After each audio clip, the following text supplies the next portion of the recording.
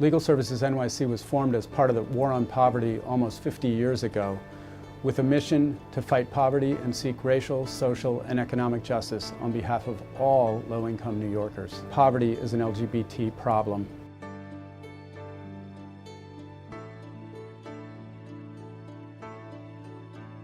The injustice that happens to this population, it requires legal intervention. We exist to provide that access to the justice system.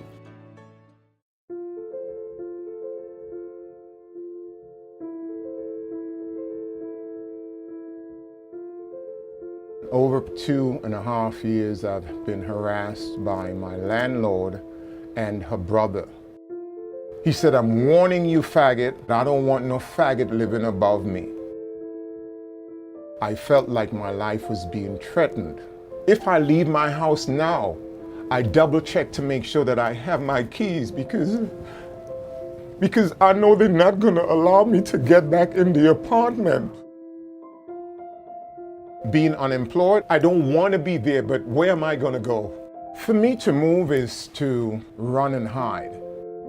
When I first came to Legal Services, I spoke to one of the attorneys. I watched tears run from my eyes after I experienced to her what I was going through. When I felt that love, I knew that there can be a better tomorrow.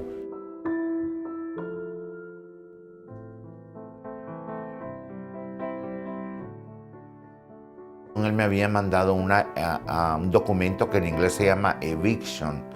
Es como diciendo que me iban a sacar del apartamento. Y yo me asusté muchísimo y yo no tenía para dónde ocurrir. Lo único que se me ocurrió en ese momento y llamar a Queens Legal Services. On the court date, the landlord attorney sort of came up to me abashedly because he realized that she owes nothing. It was a frivolous lawsuit. They agreed right then and there, discontinued the case with prejudice. She's in a better position than she would have been had she gone to court alone, especially in boroughs outside of Manhattan that aren't as trans-friendly, that aren't as LGBT-friendly. Muchas gracias por el video, José. La verdad estoy muy agradecida. Agradezco mucho esta participación porque de una u otra manera estoy devolviendo de la ayuda que yo he recibido de Queens Legal Services. What we do in our organization is to undermine that systemic oppression and hopefully overcome the discrimination they're facing as poor, low-income LGBT people. LGBT people can really be stifled in their abilities to succeed with discrimination, with other issues that come up. They can't afford their rent, or they're having trouble accessing these services that are supposed to exist to really help people get out of these difficult situations. Before I found out about legal services, I was experiencing lots of financial difficulties. Do I pay the rent and not pay my utilities and not buy food? Once I was illegally evicted from my apartment in the Bronx. This is where I reached out to legal services. The lack of income and health issues, it forces people to have to live in shelter sites, and I just could not imagine doing that. They never turned their back on me. They were always willing to help me. I was in a situation where I really needed help. We first started working with Mr. Green and helped him with his Social Security case. We were able to secure benefits for him. He was facing an eviction and we were able to hold that off for him. We have identified LGBT people and people with HIV as being disproportionately affected and impacted by these barriers and these problems that exist for low-income people.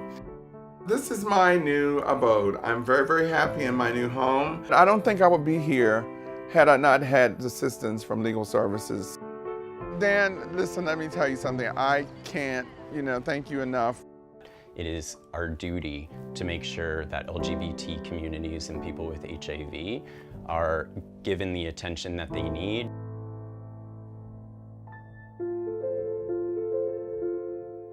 Got my name changed to legal services.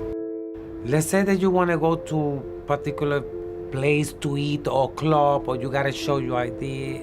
They read the name is Raul Rivera, there is a harassment already.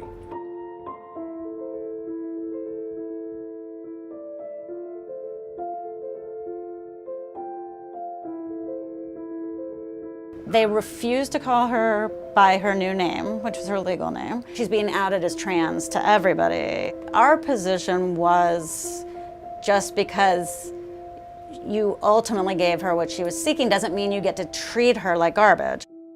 We got a really great decision from the judge. And we win the lawsuit. Refusing to call somebody by their correct name, refusal to use the right pronouns, all of that kind of treatment is de facto discrimination. And so I don't know of another court decision that says that. When we were negotiating this case, we were asking for a lot of very specific things, and essentially they were telling us, we're gonna do all those things, like give us a little time, you'll see all of them.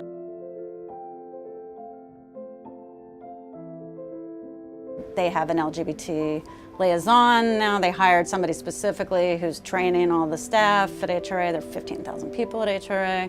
That's really what we were looking for. This is not a way to pay what they did for me.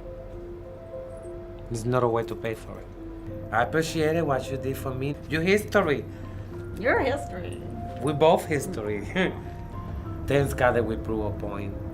Thanks God that we changed the law. You know, thanks God that somebody out there finally listens and do it. That's you. All low-income New Yorkers face challenges in getting and keeping shelter, access to high-quality health care and education, safety from domestic violence, and stable incomes. LGBT New Yorkers face those challenges even more because of the discrimination, harassment, and violence that they face every day when they try to access those benefits and services. The issues of poverty and race and being LGBT, they're synergistic factors that work together to keep LGBT people in crushing poverty. Mainstream poverty organizations don't focus on the LGBT issues, and then LGBT organizations don't think about the poverty issues. Without lawyers, the poor LGBT population in some ways has no recourse. These problems are so pervasive that it takes legal intervention. As an organization, we have decided that it is our duty that LGBT communities and people with HIV are given the support that they need. I'm really proud to be a part of this movement. I think this is the best job in the world. I am grateful every day. As a member of the gay community, I really felt empowered to make sure that they were being protected. It looks like that the more that we fight, we're going to have people fighting more hard to not accept us. We've gone a long way with marriage equality, we've gone a long way with name changes, but the law could be pushed forward more. It's crucially important that this work move forward. I just try to imagine sometimes what it's like to live your life thinking, well, is somebody going to kill me just for being out in the world? It is time that we take a stand, be proactive, and support one another.